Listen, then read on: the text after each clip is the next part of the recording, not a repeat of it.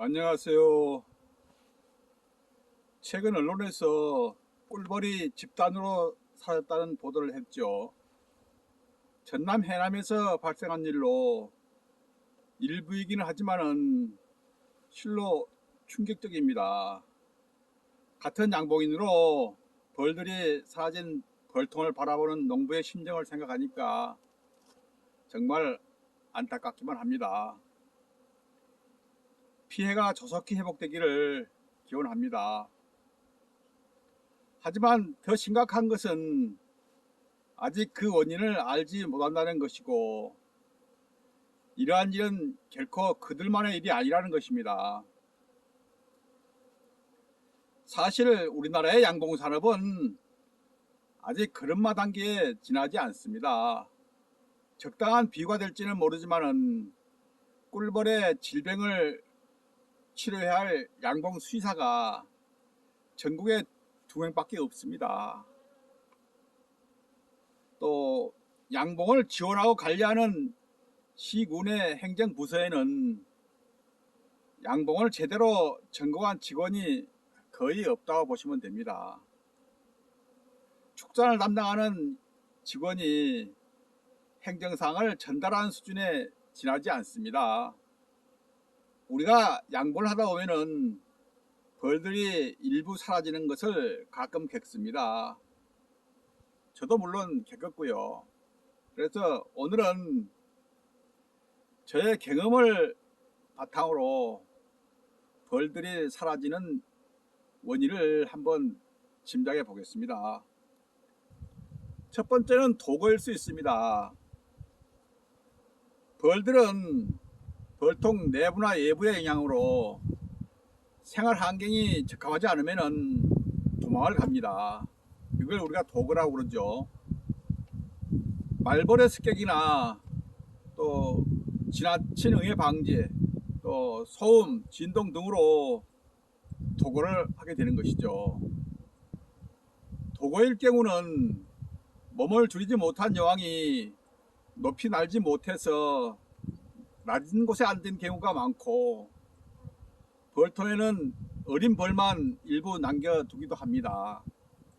하지만 이런 일이 집단으로 발생하지는 않는다고 봅니다.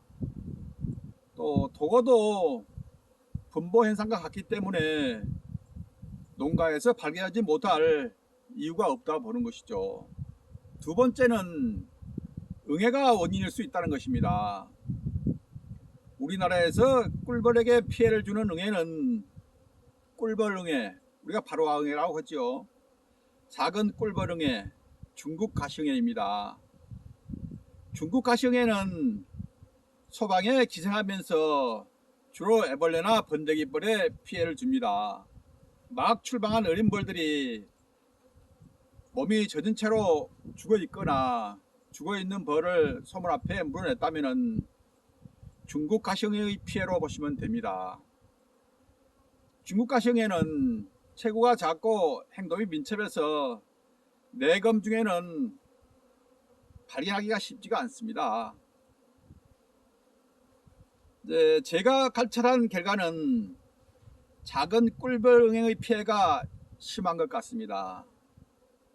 작은 꿀벌응애는 꿀벌응애에 비해서 체구만 좀 적다고 보시면 됩니다. 응애는 알에서 성충이 되는 기간이 일주일 정도밖에 걸리지 않습니다. 또 응애는 무성생식을 하기 때문에 앙컷만 있어도 번식이 가능합니다. 대개 숯벌방에 기생해서 기하급수적으로 불어나는 것이 응애입니다. 작은 꿀벌응애는 애벌레에 기생하다가 어느 정도 자라면은 소방에 구멍을 내고 밖으로 나와서 성충 꿀벌의 몸에 붙어 살아갑니다. 응애가 기생한 꿀벌은 결국에는 몸이 약해져서 벌통을 떠나 멀리 날아가 죽게 되는 것이죠. 늦가을 이후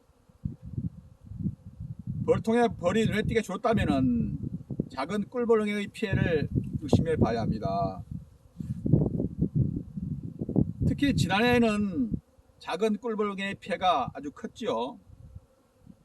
저는 이번 전남 해남에 사라진 꿀벌의 원인이 응애의 피해에서 비롯된 것이 아닐까 하는 조심스러운 의심을 해봅니다.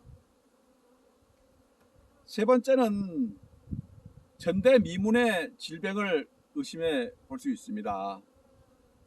우리가 매년 2차례 정도 바이러스 예방을 위해서 마이신을 주고 있죠. 하지만 정확한 병명이나 치료 예방 효과를 알지 못하고 주고 있는 것입니다. 해봤자 고작 부적병이나 체구가 작아지는 일벌의 피해 정도를 예방하는데 도움이 되지 않을까 하는 기대감이 있었죠.